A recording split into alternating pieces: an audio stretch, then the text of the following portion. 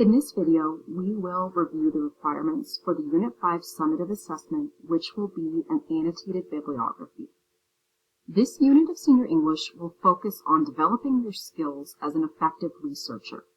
We started with our last unit with media bias and credibility, the idea of being able to look at a source and determine whether or not it's something that's reliable and comes from a source that can be trusted. Again, this unit will focus on conducting that research and applying those skills. And then the next unit, using that research as a basis for a project. If you are planning to attend university, you will often be required to create an annotated bibliography. And even if you're not, or if you're thinking about beyond school, an annotated bibliography gives you the foundational skills to be able to conduct effective research and then use it to form as the basis of greater ideas and projects. This is a skill set that is highly valuable by future employers. This unit will focus its research on whether or not the benefits of artificial intelligence outweigh its potential risks and drawbacks. In the next couple of minutes in this video, we'll talk in more depth about what an annotated bibliography is, what the requirements are for this annotated bibliography, and where you can find all the resources for this assignment. This video will go over the basics of what an annotated bibliography is and how to put it together.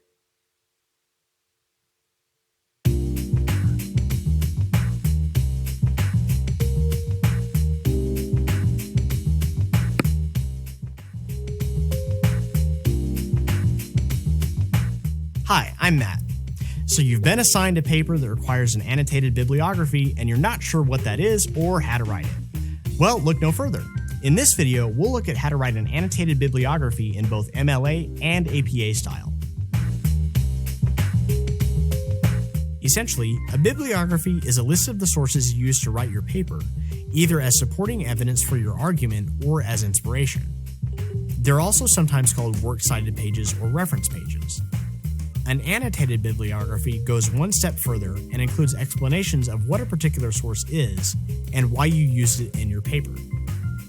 Annotated bibliographies give you the chance to describe your thought process for selecting a source and, in some cases, even comment on the usefulness of the source itself.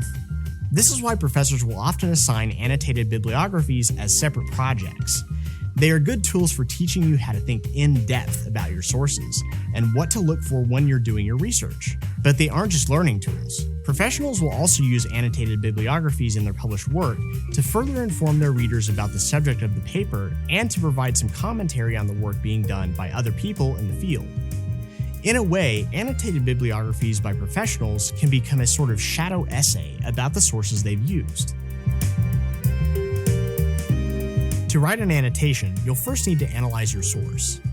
As you conduct your research, ask yourself, what qualifies the author to write on the subject? Is the source current? And is the journal or publisher reputable? These questions will help you determine whether the source is even worth your while. Next, consider the content of the source. Who is the intended audience? Is the author presenting their opinion or interpretation as the truth or stating facts? What supporting evidence does the author provide? If the author used the research of others, are the sources the author cites credible? Are there errors or omissions of fact? And is the author writing objectively and without bias? Answering these questions will help you decide if the source is well written and using well-constructed arguments. You should also use this critical eye on your own writing to make sure that you're writing a strong argument. Once you've determined that a source is credible and well written, you'll finally need to decide whether it is useful for your paper. Does it help answer the questions you want to answer in your research? Is this source different from your other sources, or does it repeat information you already have? And is the source providing you with a different perspective on your topic, or changing your beliefs or thinking about your subject? If the source is helpful, unique, and forceful, then you've probably got a strong source for your paper. Be sure to keep notes on all your sources to reference later when you write your annotations. Your annotation should be brief, about one paragraph in length. They should summarize the main points of the source and give the reader a good idea of what the source is about without using any unnecessary details. It's also a good idea to describe the approach the source's author used in their own research. This gives the reader insight into how credible the source is. If your annotation is more of a critical evaluation of the source, your commentary on this approach will also help the reader understand why you used the source. In order to keep your annotations from getting too wordy, focus on either summarizing the source or providing commentary on it, but not both. Aside from the annotations, the references and general page layout in an annotated bibliography will be structured exactly the same as they are in a typical bibliography. The title of the section should be Annotated Bibliography. If you need help building references, check out the other EasyBib videos about references in MLA or APA format. As far as the annotations go, they'll start on the line after the end of the full reference listed in the bibliography. In MLA, the annotation should be assigned on the left margin, with the first line indented 1/2 inch. The only difference for the annotations in APA is that the whole annotation will be aligned 1/2 inch from the left margin. And that's it. If you need some help, try creating citations at easybib.com. There's a citation tool that easily allows users to add annotations to their references. Thanks for watching, and have fun with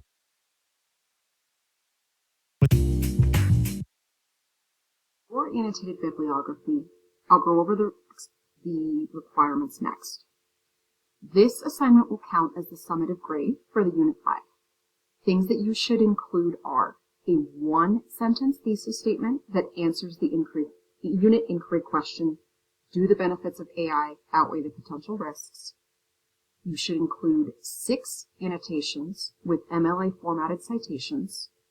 Those entries should be alphabetized by each author's last name, titled Annotated Bibliography with a standard MLA style heading, last name and page number header, Times New Roman font, 12-point, and double-spaced. We'll be working on this together in class. I don't expect you to do it on your own yet. You're also not expected to actually write the essay for this assignment. We're just working on the first step of the annotated bibliography.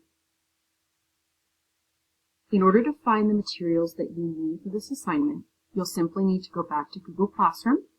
In the Unit 5 AI and Conducting Research section, you'll see the assignment titled Unit 5 Annotated Bibliography. This is where you're actually going to write your bibliography.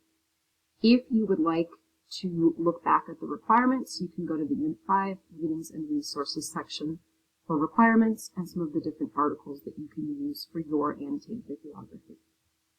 Once you open up your assignment, you'll see that it looks like this. You'll need to adjust the header and the heading to reflect your personal information. Then, for the thesis statement, type in your thesis statement, one sentence answering, do the benefits of artificial intelligence outweigh the potential risks? This can definitely change as you read, learn, and explore more about the topic. It's not set in stone. You just need to have a place to start. Then, underneath, you'll have a place to write the annotated bibliography itself. There's an example that you can see if you want to know what it should look like. When you're done looking at the example, you can simply delete it.